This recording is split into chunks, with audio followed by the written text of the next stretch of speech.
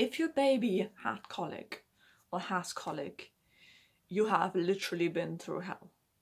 You and your baby have been through hell. You and your partner and your baby and whoever has been in the same household as you has been through hell. Colic is, I think, 1 in 5 babies has colic, if I'm not completely wrong. It's not like every second mother you talk to will confirm, oh, my baby had colic. So not everyone has had that pleasant experience. And the ones who didn't have that experience are lucky. They are very lucky indeed. I can smile about it now, but it's not funny. It isn't funny. It's interesting because nature has like a way for you to make you forget traumatic experiences. And if I look back on the like first weeks of my daughter's life, it almost is a big blur, and I almost not forgot about those weeks, but like I said, a lot of it is just hidden in the back of my mind, I guess, because the first 8 weeks she basically had colic from after her first week, in her second week or so. And then typically colic goes away when they're like 3 or 4 months. So she was about that age, 3 months, a little bit under. So about 8 to 10 weeks of pure soul-crushing crying every night. My husband and I literally could only describe it as soul-crushing. It crushed our souls, because you sit there and your baby cries for hours, and there is nothing that can calm her down, nothing that will help them. You try everything. You try everything. You make funny faces, you sing to them, you run around with them, you walk. You think driving around helps, or you go out for a drive, and then for a second you think, oh god, I think they're calming down, but then they start crying again. Or maybe if they did calm down for like 20 minutes, the second you walk over the threshold of your house, she opens her eyes again, starts crying again. So for the first weeks of her life, for almost 3 months, every evening from around 7 to midnight, that is 5 hours, she would just cry.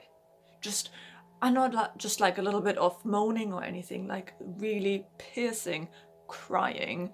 And you feel so terrible because she's all red in her face and nothing calms her down. Like you can literally hold her close to you. It won't work.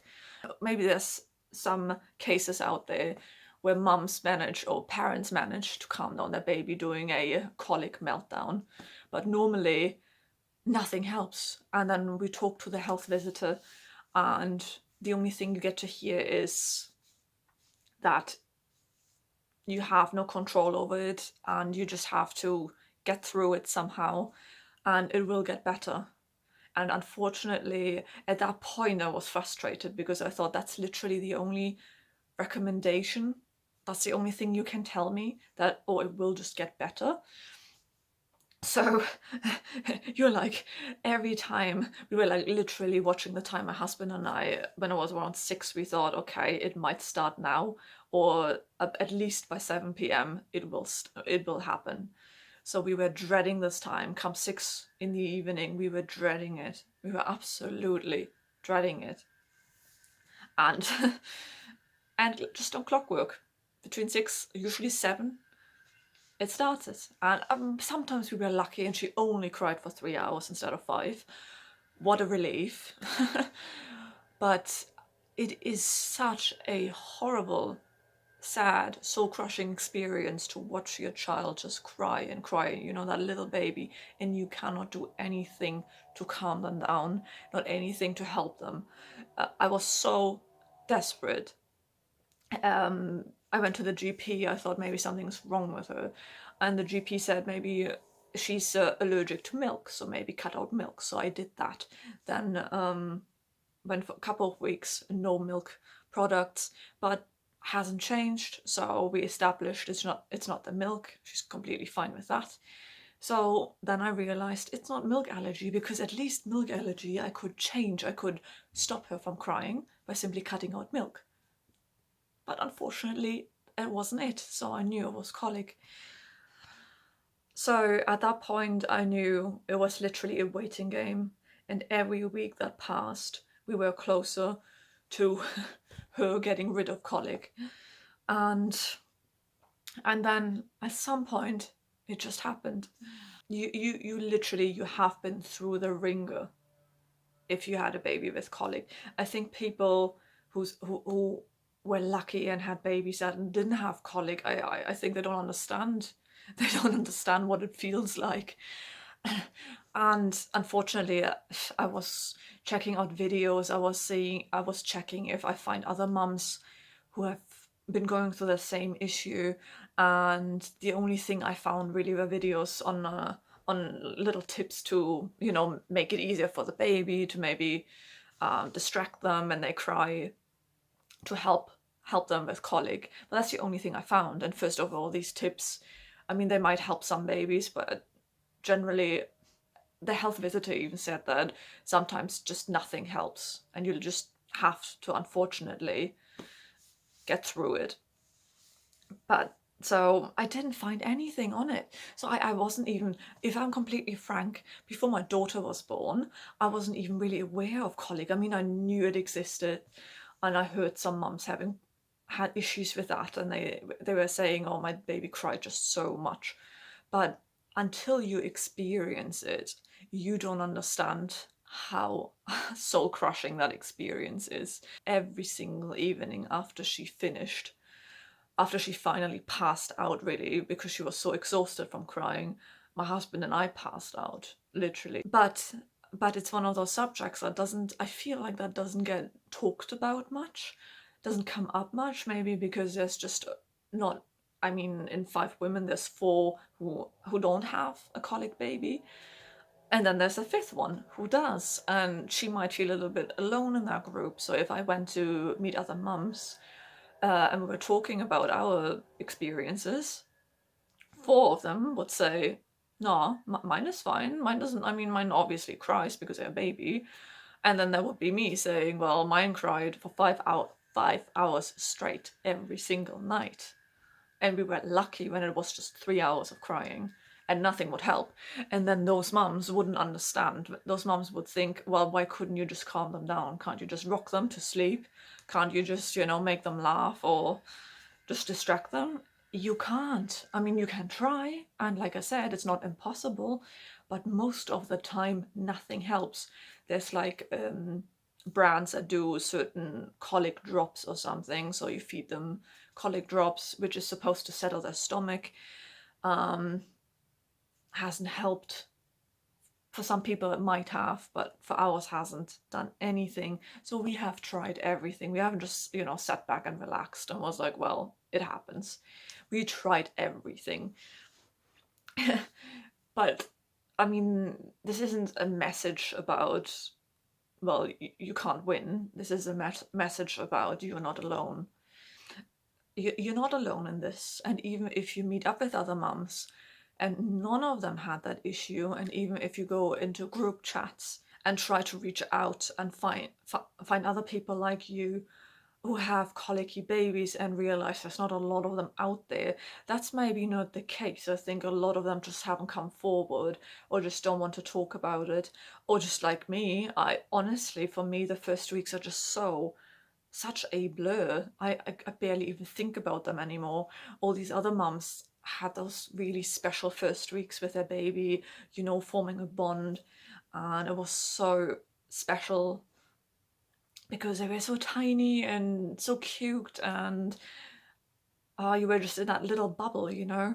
But all I think about is the first 8 to 10 weeks of my baby's life were so overshadowed by her colic, unfortunately, that by the time she finally stopped, by the time she finally got better, I would barely even think about the first weeks because they were borderline traumatic. But you can only understand that if you have been through something like that. And like I said, I said many times before, I'm beyond grateful how healthy my little daughter is. But when you are in the middle of colic, you get desperate. And it is incredibly upsetting because, I mean, obviously nobody wants to see their baby cry, but the sheer helplessness, you can't do anything to make it better for your baby. You're trying everything and it just doesn't help. That really, really that really messes you up. That honestly, I do not ever, I'm not wishing that upon my worst enemy. I don't. My worst enemy doesn't deserve a colicky baby. And the horrible thing is your baby suffers, you know? You see your baby cry and cry and they are upset about something and you can't take that pain away from them. So you don't wish that on anyone. I just wish there were more honest accounts of mums out there, or dads, because I mean my husband has been exactly through the same thing with me, um, that would come forward and speak about their experience and say, you know, it wasn't all blissful and cloud nine and our perfect little bubble with our little one in the first weeks. There are things like colic, and those have really, I have to say, it really overshadowed and challenged those first weeks. They didn't really make it enjoyable. When she was done with colic, we the sigh of relief honestly was so big. I couldn't believe it. My husband couldn't believe it. It was like we had that day then where we're like, hold on, 7 o'clock passed, she hasn't cried. 8 o'clock passed, she has still not cried. What's going on here? It's just, and we didn't trust that. So the next day the same thing happened, and so on and so on. We couldn't believe it. That's the thing though, it does get better, even though in that moment while they have colic you get really frustrated with that statement, oh, it will just get better, it will get better. But you know, this too shall pass. And you don't want to hear that in that moment because you just want to change it in that very moment. But it will pass. But also keep in mind, if you've been through it and if you made it out alive, which I hope you did, you deserve so much praise. Honestly, you deserve actually a big fat hug because you made it. Your husband, your partner, your family member, whoever was with you, made it. If you're a single mom, I can only bow down to you, because if you're a single mom and you had to deal with that by yourself, oh my god, you literally, you deserve to be on a pedestal. But all colic parents out there, you honestly, you deserve understanding and respect and a big hug, and just know you are not alone. And I know not every mum is going through the same, not every parent has that issue, luckily, because I would feel so bad also for the babies with colic, honestly. So fortunately not every baby has that issue, but to those who have, you are out there. We're all a group of people, of parents, struggling with that and wishing every day that it will get better. But the good news is it will. It absolutely will, and you will get to enjoy your baby so much more once colic stops. Yeah, you'll enjoy walking around with your baby and doing things with your baby so much more. But you have to get through it, and you will, and your baby will be so much happier after colic, honestly. I mean, our baby can still be quite temperamental, but she has been a different baby since colic stopped, definitely. So there's always a light at the end of the tunnel, just keep that in mind.